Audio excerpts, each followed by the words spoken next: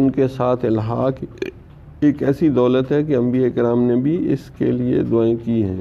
چلو حضرت یوسف علیہ السلام کی دعا ہے، صفحہ نمبر 128، اچھی صحبت کی برکات، اس پہ حضرت یوسف علیہ السلام کی دعا ہے، توفنی مسلما والحقنی بالصالحین۔ ہمیں اسلام پر، مسلمانی پر خاتمہ فرما اور نیک لوگوں کا الحاق نصیب فرما۔ سلیمان علیہ السلام کی دعا، وادخلنی برحمتک فی عبادک الصالحین، اپنے صالحین بندوں میں شامل فرما۔ حضرت ابراہیم علیہ السلام کی بہت عظیم الشان دعا ہے، رب حب لی حکما والحقنی بالصالحین۔ یہ تو سب کو پڑھنی چاہیے 11 دفعہ صبح و شام انشاءاللہ۔ اے میرے رب مجھے حکمت و دانائی اور صالحین کا الحاق نصیب فرما۔ حضور صلی اللہ علیہ وسلم کو فیض پہنچانے کا حکم ہوا، واصبر نفسک مع الذین یدعون ربهم بالغداة والعشی یریدون وجہہ۔ سبحان اللہ۔ اب ان لوگوں کی معیت میں رہیے، رکھیے ان کو جو صبح و شام اپنے رب کی عبادت محض اس کی رضا جوئی کے لیے کرتے ہیں۔ یریدون وجہہ، اللہ کے چہرے کا دیدار چاہتے ہیں، یہ ہے اصل معنی۔ وجوہ یومئذ ناظرہ الی ربہا ناظرہ، صرف رضائی جوئی نہیں ہے، اللہ کے چہرے کا دیدار چاہتے ہیں۔ اور جو دیدار کی تمنا رکھتا ہے نا، اس کو کوئی حساب کتاب نہیں ہونا اس کا انشاءاللہ، یہ یاد رکھنا۔ آج ہم دیدار کا طلب ہی نہیں رکھتے کہ اللہ کا دیدار ہو، زبردستی تو نہیں اللہ دیدار کروائیں گے۔ کل من علیہا فان ویبقی وجہ ربک ذو الجلال والاکرام۔ وجہ کا اللہ نے ذکر کیا ہے، تو وجہ کا معنی چہرہ ہوتا ہے، تو اللہ کے چہرے کا دیدار، سبحان اللہ، کیا مزے کی چیز ہوگی۔ اچھا آگے ان قرآن انقلابی کتاب میں کون سے ہیں؟ 121۔ ہاں، اس میں غفلت کیسے ختم ہوگی، ہماری غفلت کی نفسیات بیان کرتا ہے قرآن۔ 121 صفحہ قرآن انقلابی کتاب، ہماری غفلت کی نفسیات قرآن بیان کرتا ہے۔ ہمارے معاشرے میں غفلت و سستی کا ناسور پھیلتا جا رہا ہے۔ ناسور کس کو کہتے ہیں؟ پھوڑا، کینسر کا پھوڑا جو ہو جاتا ہے۔ اور اس بیماری نے ہماری نوجوان نسل کو خیر کے کاموں سے ناکارہ بنا کر رکھ دیا، اچھے کاموں میں نہیں ہے، بس سستی، غفلت۔ ان میں سے اکثر نوجوانوں کی زندگی سوائے موج مستی اور کھانے پینے کے کسی اعلیٰ مقصد کے لیے نہیں ہے، بس کھاؤ پیو۔ کیا کہیں احباب کیا کاریں نمایاں کر گئے، BA کیا، نوکر ہوئی، پینشن ملی اور مر گئے۔ بھئی یہ چادروں والے چادریں اتار دیں، جوان بن کے بیٹھے۔ ویسے کیا خیال ہے، میں ایسے چاندر کا گھنکڑ مار کے بیٹھ جاؤں، کیا پڑھاؤں گا؟ جی جوان بن کے بیٹھو۔ دوسرے لفظوں میں اگر یہ کہہ لیں کہ نوجوان جانوروں والی زندگی گزار رہے ہیں تو یہ بے جا نہ ہوگا، کیونکہ جانور بھی بغیر کسی مقصد کے غافلانہ زندگی گزارتے ہیں۔ اللہ تعالیٰ نے تو غافلین کو جانوروں سے بھی بدتر کہا ہے، اولئک کالانعام بل ہم اضل اولئک هم الغافلون۔ ماشاء اللہ، کہ یہ لوگ جانور ہیں، ان سے بھی بدتر ہیں، گمراہ ہیں، اور یہ غافل ہیں۔ غفلت اتنی بڑی لعنت ہے، سستی غفلت، سستی غفلت۔ اچھا دل غافل ہوتا ہے تو پورا جسم غافل ہو جاتا ہے، کیونکہ سینٹرل پوائنٹ، مرکزی نقطہ دل ہے۔ قرآن حکیم ہماری غفلت کی زندگی پر تنبیہ کرتا ہے اور اصلاح کرتا ہے۔ اللہ تعالیٰ نے واضح الفاظ میں فرما دیا، وَلَا تَكُن مِّنَ الْغَافِلِينَ، غافلوں میں سے مت ہونا۔ اب اللہ سے دعا کریں کہ یا اللہ آپ نے فرمایا غافلوں میں سے نہ ہونا، یا اللہ ہماری غفلت دور کر دے، تیرے تو قبضے میں ہے نا، تو جو چاہتا ہے کر لیتا ہے۔ فعال لما یرید یفعل ما یرید، یا اللہ غفلت دور کر دے، غفلت دور کر دے، غفلت دور کر دے۔ تو پھر جب غفلت دور ہوگی تو دل اللہ اللہ کرے۔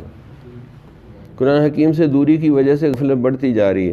غفلت کی کئی وجوہات ہو سکتی ہیں. اس کا آسان ترین علاج یہ ہے کہ قرآن حکیم، قرآن عظیم الشان کو توجہ سے پڑھیں، سمجھیں، عمل کریں اور غفلت کی زندگی سے توبہ طائب ہو جائیں. ایک آیت ہی کافی ہے. واللہ الغنی وانتم الفقراء وان تتولوا یستبدل قوما غیرکم ثم لا یکونوا امثالکم. اس آیت کو پڑھتے رہو تو غفلت دور ہو جائے. یقین کریں، پکی بات. اچھا، روز نئی باتیں ہوتی ہیں، یہی نئی میسج ہیں، نئے پیغامات. آپ سوچتے ہیں جو گھر حاضر ہیں کہ جی کیا باتیں ہوتی ہوں گی وہاں، ہم محروم رہ. کیوں مولانا سلیم اللہ سوچتے تھے؟ اچھی بات، کیا سوچتے تھے؟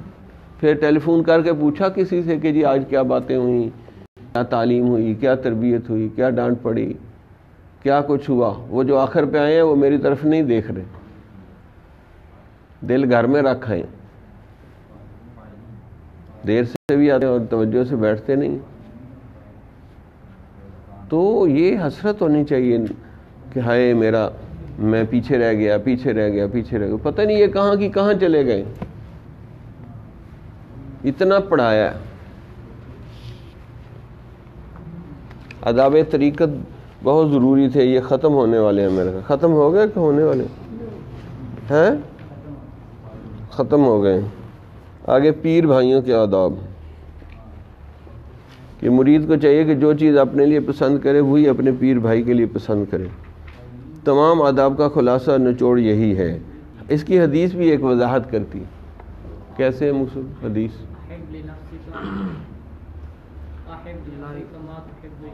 ہاں، جو اپنے نفس کے لیے پسند کرتے وہی دوسروں کے لیے پسند کرتے. یہ آدھا اس کے اندر آ جاتا ہے دین. جب بھی کوئی کام کرنے لگے جو اپنے لیے پسند کرے وہی دوسرے کے لیے. ادب نمبر 1، مرید اگر اپنے پیر بھائی کی خطا اور لغزش پر مطلع ہو تو اس کی پردہ پوشی کرے. ڈھنڈورا نہ پیٹے کہ جی فلاں نے یہ کیا، فلاں نے یہ کیا.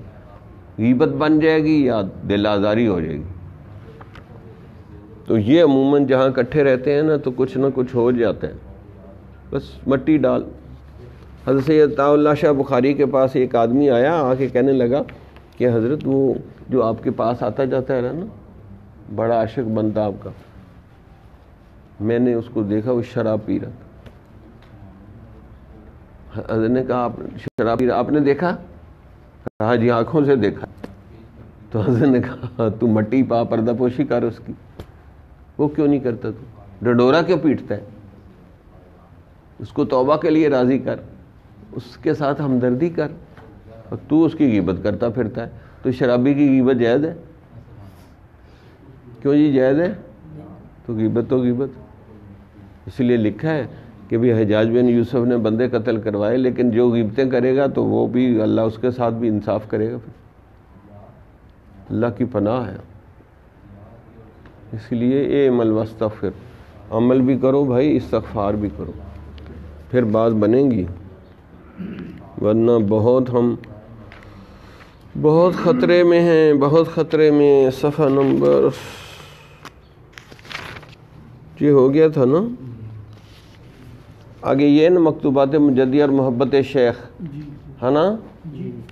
یہ حضرت کے مکتوبات میں سے لے کے پہلے پہلے لکھے گئے، اور حضرت کے مکتوبات شریعت و طریقت کا خزانہ ہے. اتنا اعتدال والا شیخ کوئی نہیں دیکھا ہم نے. اتنا حضرت ہمیشہ شریعت کو اوپر رکھتے ہیں، طریقت کو نیچے رکھتے ہیں. اور یہ لکھا ہے کہ طریقت شریعت کی خادمہ ہے. یہ تک لکھا ہے کہ طریقت شریعت کے عمل کو آسان کرنے کے لیے، اصل شریعت ہی ہے. تو حضرت امام ربانی مجدد اللہ ثانی فرماتے ہیں فائدہ پہنچانا اور فائدہ حاصل کرنا دونوں طرف کی مناسبت پر موقوف ہے. کہ مناسبت ہو جائے، ایک دوسرے سے محبت ہو جائے. اب کیسے محبت بڑھ سکتی؟ کہ شیخ کی باتیں سننے کے لیے تیار، اس کی زیارت کرنے کے لیے تیار، اس سے اپنی باتیں شیئر کرنے کے لیے بندہ تیار ہو، حتیٰ کہ اپنا سب کچھ کھول کے بتا دے. جیسے ڈاکٹر مریض ہوتا ہے آپس میں، اسی طرح شیخ اور سالک ہوتے ہیں کہ وہ مریض ہے، وہ ڈاکٹر ہے. اور ابتدا میں طالب طریقت کو اپنی نہایت پستی اور کمینگی کے باعث حق تعالیٰ عز سلطانوں کی پاک بارگاہ کے ساتھ کوئی مناسبت نہیں ہوتی، کہ اللہ کے ساتھ عشق و محبت نہیں ہوتا. اس لیے دونوں طرف یعنی خالق و مخلوق کے درمیان تعلق والا ایک واسطہ ہونا ضروری ہے، اور وہ شیخ کامل مکمل ہے جو واسطہ ہے. ادھر سے وہ اللہ کے ساتھ بھی شدید محبت ہے، اور ادھر مخلوق کو فائدہ پہنچانے کا بھی اس کو ذوق شوق ہے. اسی لیے تو آپ لوگوں کو ڈانٹتے ہیں کہ بھی وقت پابندی سے آؤ، پابندی سے آؤ، ورنہ آپ سے کیا لینا ہے؟ آپ کو کچھ نہ کچھ دینا ہی پڑے گا. ہمیں کچھ لینا تو نہیں. اچھا بتائیں آپ کیا دے رہے ہیں؟ ہمیں کیا دے رہے ہیں؟ اتنے دنوں سے کیا دیا؟ کیا دیا بتائیں عارف صاحب؟ کبھی چنے کھلائے؟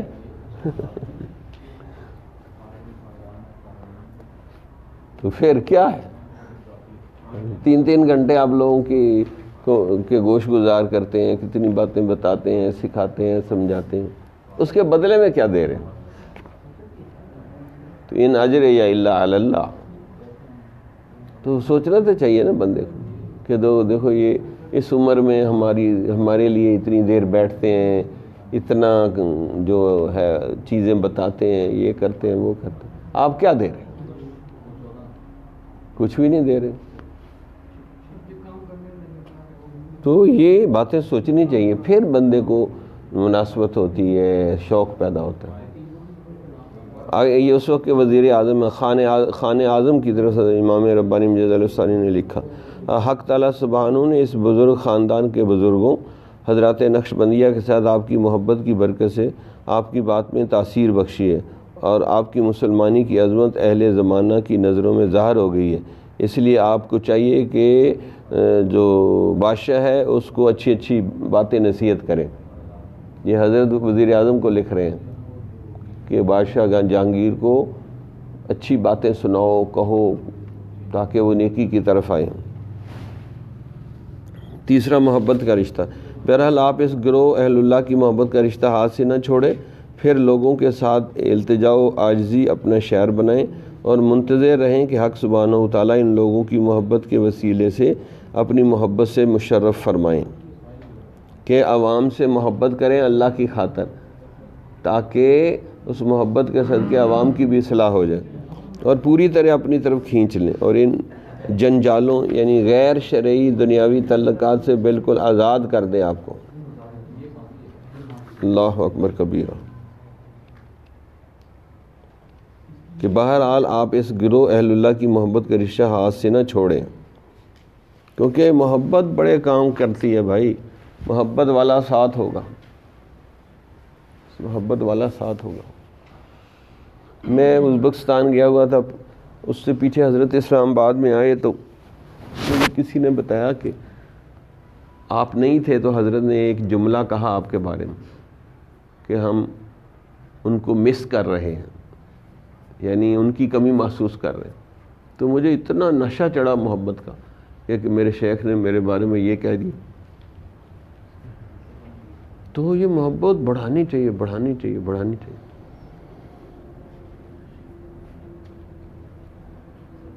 جس نے محبت سیکھنی ہو تو میں ایک بندے سے ملاؤں گا، پھر دیکھنا آپ لوگوں کو محبت کا طریقہ آئے گا. اسے دیکھا تھا اس دن وہ بوڑھا، یقین کریں اس کو اپنے شیخ سے اتنی محبت ہے، اتنی محبت. شیخ بھی مجھے لگتا ہے کوئی عجیب قسم کا ہے، اتنی محبت. اب اس نے جانا تھا، مجھے کہہ رہا بار بار حضرت نظر کرم، نظر کرم. اب مجھے تو کیا، میں کیسے نظر کرم کروں؟ اب اس نے اتنی میری منتیں کی، حاضر ہو جائے، تو اتنی منتیں کی. اب میں کیا کر سکتا؟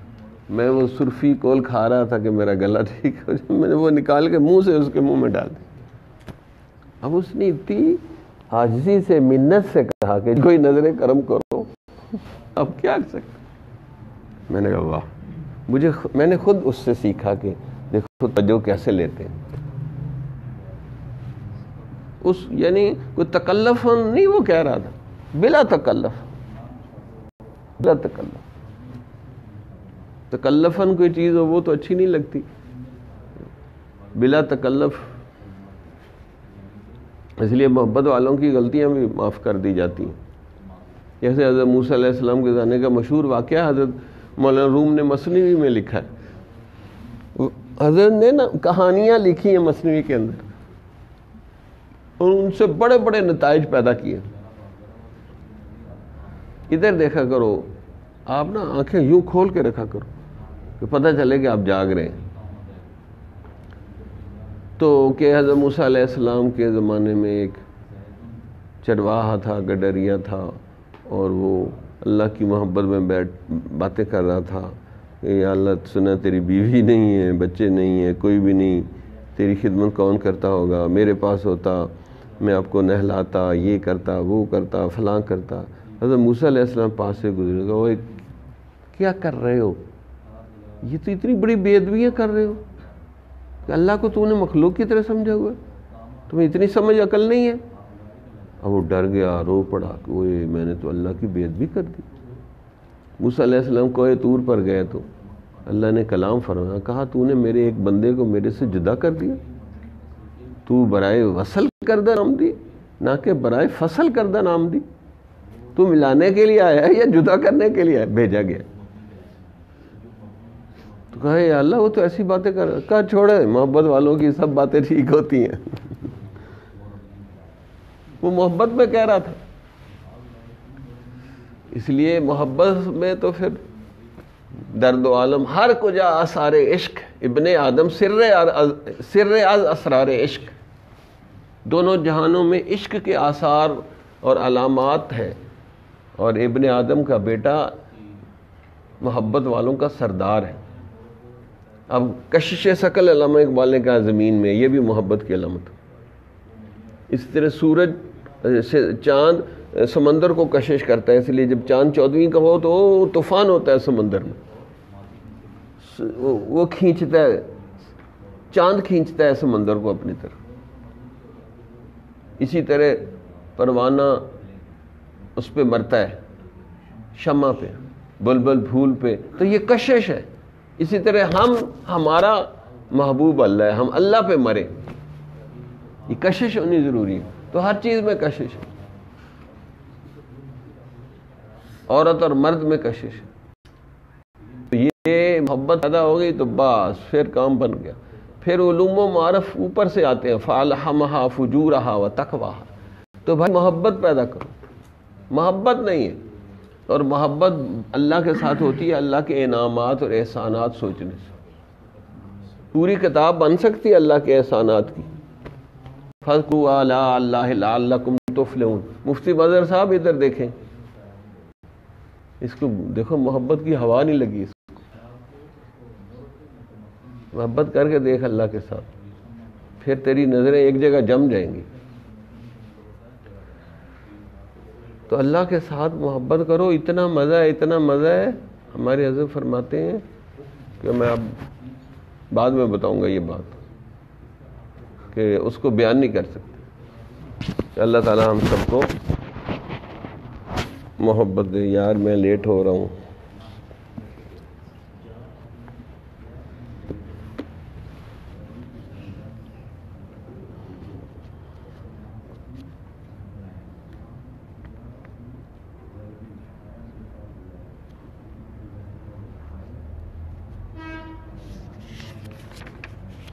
یہ ایک ان کی نظم ہے لاہور اور کراچی. آپ کہیں گے یہ کیا نظم لکھی انہوں نے، لاہور اور کراچی. تو اس کا شان نزول ایسے ہے کہ لاہور میں غازی علم الدین شہید نے راجپال کو قتل کر دیا تھا، جو ہندو بدماش تھا. اس نے نبی کے بارے میں ایک غلط کتاب لکھی.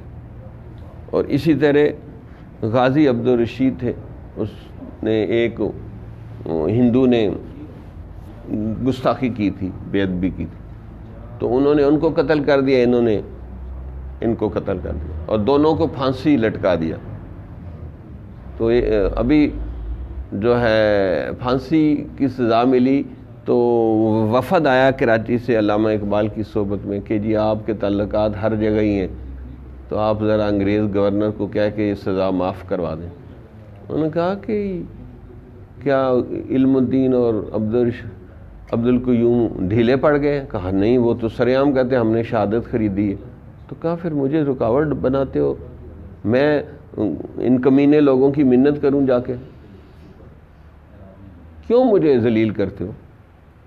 کیا ہوا؟ جانا تو مرنا تو ہے ہی، چلے اللہ کے نام پہ مرنے دو، ان کو شہید ہونے دو. اور علامہ اقبال نے ڈانٹا ان کو کہ انگریزوں کی منت اللہ میں کروں جا کے، میں نہیں یہ کر سکتا. پھر یہ نظم لکھی، نظر اللہ پہ رکھتا ہے مسلمان غیور. غیرت مسلمان ہمیشہ ہر معاملے میں کس پہ نظر رکھتا ہے؟ اللہ پہ. موت کیا شے ہے فقط عالم معانی کا سفر. موت کیا ہے کہ یہاں سے ہجرت کر کے جنت میں چلے گئے. موت کیا شے ہے فقط عالم معانی کا سفر. ان شہیدوں کی دیت اہل کلیسا سے نہ مانگ، قدر و قیمت میں ہے خون جن کا حرم سے بڑھ کر، کہ حرم سے بھی بڑھ کے ان کا خون ہے. ان شہیدوں کی دیت اہل کلیسا سے نہ مانگ، قدر و قیمت میں ہے خون جن کا حرم سے بڑھ کر. سبحان اللہ. پھر آگے دیکھو ثبوت کہہ دیے. آہ کھینچی اس نے، آہ اے مرد مسلمان تجھے کیا یاد نہیں، آہ اے مرد مسلمان تجھے کیا یاد نہیں، حرف لا تدعو مع اللہ الہا آخر. آیت کا حصہ شعر کا دوسرا مصرع بنا دیا کہ اے مسلمان تمہیں یہ یاد نہیں کہ اللہ نے یہ حکم فرمایا ہے کہ اللہ کے سوا کسی اور خدا کو نہیں پکارتے. دنیا تو فرنگی کو سمجھتی ہے خداوند. اس نے شعر کہا ہے کہ دنیا تو فرنگی کو سمجھتی ہے خداوند. تو اس نے کہا حرف لا تدعو مع اللہ الہا آخر، کسی اور کے ساتھ، اللہ کے ساتھ کسی اور کو نہیں پکارتے. جب غازی علم الدین پھانسی پہ لٹک گیا تو انہوں نے اپنی مجلس میں اپنے یاران طریقت سے کہا کہ ہم اسی گلاں ہی کرتے رہ گئے، ایک ترخان دا منڈا بازی لے گیا کہ ہم باتیں کرتے رہ گئے اور ایک نجار کے بیٹے نے جا کے کام کر دیا. تو مسلمان اپنے نبی کے بارے میں بڑے غیرت مند ہیں. اور کبھی غزوہ احد پڑھ کے دیکھ لیں، ہمارے مفتی صاحب نے اس کے کافی واقعات جمع کیے کہ صحابہ نے جانیں قربان کر دی. غزوہ احد گھیرا ڈال لیا نبی کا، کسی کی پشت پہ تیر لگ رہے ہیں، کسی کے ہاتھوں پہ، حضور کو نہیں لگنے دی. کیا وفادار قوم تھی. اسی لیے اللہ نے صحابہ کے گھوڑوں کے پاؤں کی قسم کھائی ہے. والعادیات ضبحا فالموریات قدحا فالمغیرات صبحا فاثرن بہ نقعا. سبحان اللہ. تو یہ محبت والے لوگ تھے. واقعی صحابہ نے عجیب محبت کیا نبی کے ساتھ، کیسی وفاداری کا ثبوت دیا. اور ہم کیا ہیں، ہماری کیا محبت ہے. یقین کریں درود شریف پڑھنے کا وقت نہیں، حضور کی سیرت بیان کرنی نہیں آتی، حضور کا میسج قرآن سے واقف نہیں، دل میں سوز نہیں، روح میں احساس نہیں، کچھ بھی پیام محمد کا تمہیں پاس نہیں. میسج ہی ہے بھئی. ہم مشن کے علماء نبی کے مشن کے ساتھی ہیں. یاد رکھو، کچھ لوگ نبی کی شکل و صورت کو بیان کرتے ہیں، کچھ لوگ نبی کی سیرت بیان کرتے ہیں، اور کچھ عاشق ہیں جو نبی کے مشن کے ساتھی، کہ حضور جس کام میں ساری زندگی لگے رہے اسی میں لگے ہوئے، کہ دین کی دعوت دو دعوت دو دعوت دو. تو نبی کی خاص خوبی دعوت ہی تھی. ومن اصدق من اللہ قیلا. تو ہم دعوت کے ساتھی بنے. حضور نے ہزاروں کو کلمہ پڑھایا، لاکھوں کو کلمہ پڑھایا، تو آپ بھی پڑھائیں نا کلمہ، آپ بھی کلمہ پڑھائیں. تو پھر آپ مشن کے ساتھی بنیں، مقصد کے ساتھی بنیں. تو اللہ تعالی ہمیں نبی کے مشن کا ساتھی بنا دے. جزاک اللہ. بھائی میں لیٹ ہو رہا ہوں، وہ جو کیونکہ عورتیں بھی سن رہی ہوتی ہیں.